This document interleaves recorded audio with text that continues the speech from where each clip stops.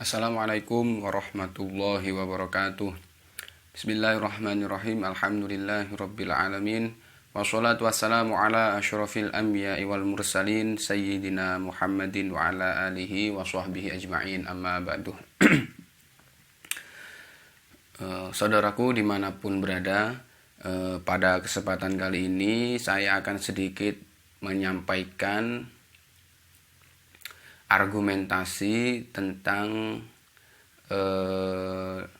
dalil tarhim. Ya.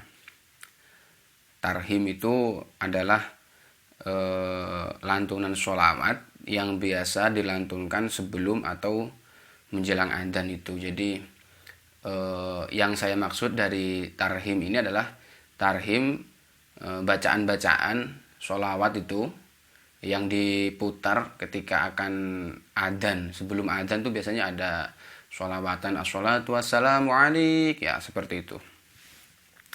Bagaimana argumentasinya tentang hal itu? Adakah landasan-landasan dalil-dalilnya sehingga kok diamalkan sampai saat ini juga, walaupun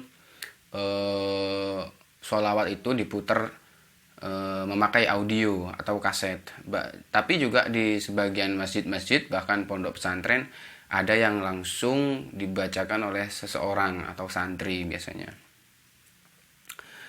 Nah, tarhim itu adalah lantunan sholawat yang biasa dilantunkan sebelum atau menjelang adzan. Umumnya lantunan sholawat ini sudah memakai rekaman, ya, bisa kaset atau audio yang diputar sebelum azan.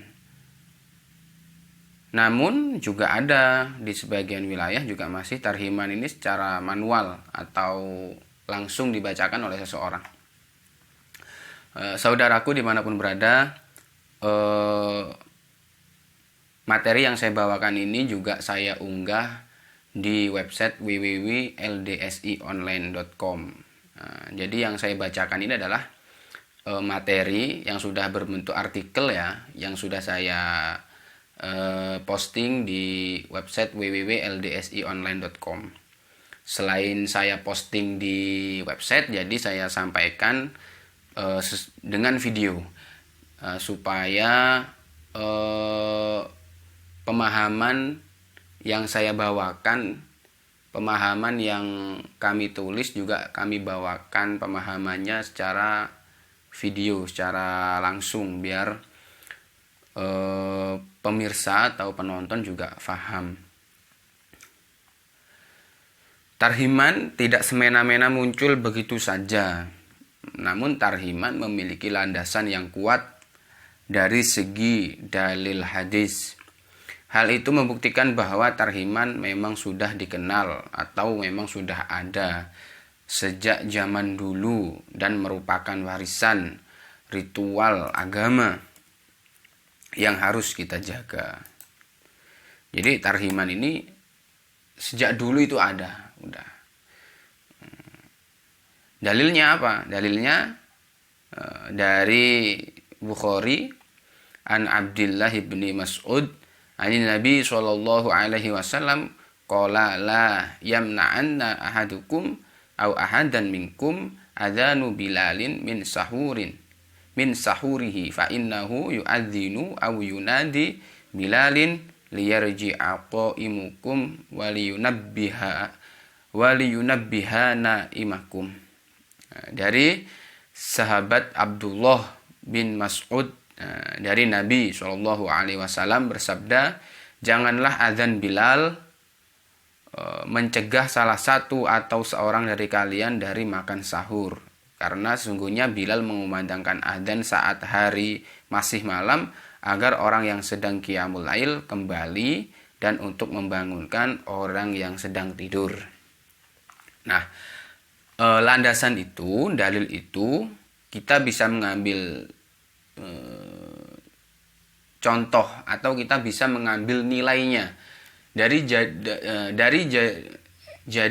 dalil itu kita mengambil nilai-nilainya, nilai-nilai yang tertera dari dalil itu. Salah satunya adalah adzan Bilal pada malam hari tersebut sudah jelas difungsikan sebagai bukan mencegah sahur. Jadi bukan sebagai adzan subuh. Nah, seperti itu. Bukan, jadi adzannya Bilal pada waktu malam hari itu bukan sebagai adzan yang sudah menjadi pembatas sahur, bukan. Namun Bilal mengumandangkan adzan tersebut untuk menjadi tanda dekatnya waktu, entah waktu masuk subuhnya atau apa, dan membangunkan orang-orang yang sedang tidur, seperti itu. Jelasnya, azan Bilal tersebut sebagai pengingat dan memberi tanda agar orang-orang di zaman itu bisa mempersiapkan diri dari dekatnya waktu yang akan datang. Mungkin pada waktu itu puasa, di malam puasa, terus Bilal nih azan malam-malam, pada malam hari azan. Namun masyarakat ini, umat dulu itu takut kalau adzan itu dikira membatasi waktunya sahur atau masuk waktu subuh, seperti itu. Tetapi Nabi bersabda bahwa itu bukan sebagai tanda akhirnya sahur, melainkan sebagai tanda untuk mendekati waktu yang akan datang. Waktu yang akan datang dimaksud adalah waktu subuh, seperti itu. Nah, dari keterangan itulah kita mengambil fungsi dari nilai-nilai hadis tersebut sehingga muncullah tarhim. Yang mana teksnya berbeda dengan azan. Jadi teksnya tarhim yang kita pakai sampai saat ini itu beda dengan azan, beda dengan teks adzan. Namun nilai yang terkandung tetap sejalan dengan nilai dari hadis yang disampaikan oleh sahabat Abdullah bin Mas'ud tadi. Hal tersebut menunjukkan tarhiman tidak lepas dari dalil di atas. Namun tarhiman sendiri telah mewakili dari dalil di atas dan bisa kita buat pijakan dan diamalkan. Jadi landasannya dalil salah satunya adalah hadis tadi. Jadi tarhim itu adalah lantunan sholawat yang diputar sebelum subuh, ya, sebelum azan.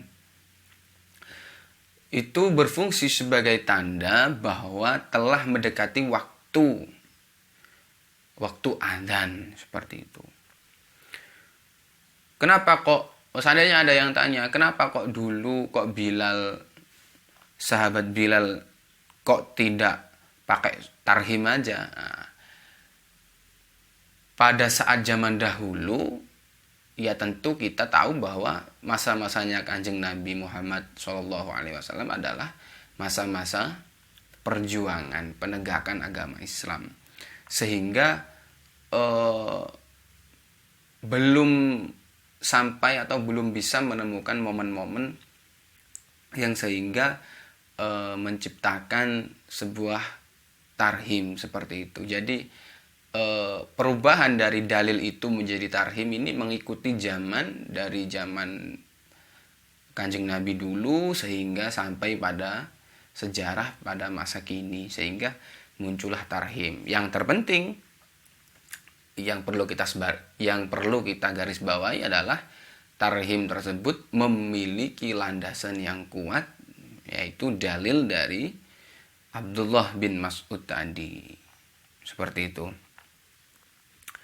Lantas apa hikmahnya dari tarhim? Nah, satu, mengingatkan sudah masuknya waktu adzan atau imsak. Jadi perannya, kenapa kok ada tarhim? Salah satu hikmahnya itu adalah mengingatkan sudah waktunya masuk adzan atau imsak kalau subuh, kalau puasaan. Namun di bulan puasa itu ada sendiri, ketika masuk waktu sahur itu ada sendiri kadang bacaannya yang diputar di masjid-masjid itu. Itulah dasarnya juga mengambil dari teksnya juga mengambil dari dalil tadi. Konteksnya namun berbeda. Dengan tarhim kedua, ya, hikmah kedua, dengan tarhim kita bisa tahu dan bisa mempersiapkan diri. Nah, salah satu hikmahnya ini yang bisa kita ambil. Dengan adanya tarhim, kita tahu bahwa sudah mendekati waktu masuk imsak atau sholat. Jadi kita bisa mempersiapkan diri. Bisa mandi dulu, bersih-bersih badan dulu, bisa wudhu, seperti itu. Hikmah ketiga, kalimat yang indah dan dilantunkan dengan indah membuat hati dan pikiran tenang dan seolah mengingat Allah. Jadi lantunan sholawat yang dibacakan itu, tarhiman itu, bacaannya indah, dilakukan dengan indah. Itu juga bisa mengandung hikmah, bisa menenangkan hati, mendekatkan diri kepada Allah Subhanahu wa Ta'ala. Nomor 4, hikmahnya adalah semakin bisa untuk memberikan tanda kepada orang banyak bahwa waktu azan atau sholat atau imsyak sudah tiba. Jadi ketika diputarkan tarhiman di masjid dengan pakai mic yang besar itu ya, suara lantunan, sound system besar, corong, itu hikmahnya adalah jangkauan untuk mengingatkan masyarakat semakin jauh. Jadi masyarakat yang di pojok-pojok, di perdesaan, yang terpencil, akhirnya terjangkau dengan waktu sholat. Waktu sudah mendekati sholat, seperti itu. Itu salah satu hikmahnya yang nomor 4 tadi. Jadi sudah jelas bahwa tarhiman memiliki landasan yang kuat. Salah satu penguatnya adalah dalil dari sahabat Abdullah bin Mas'ud tadi.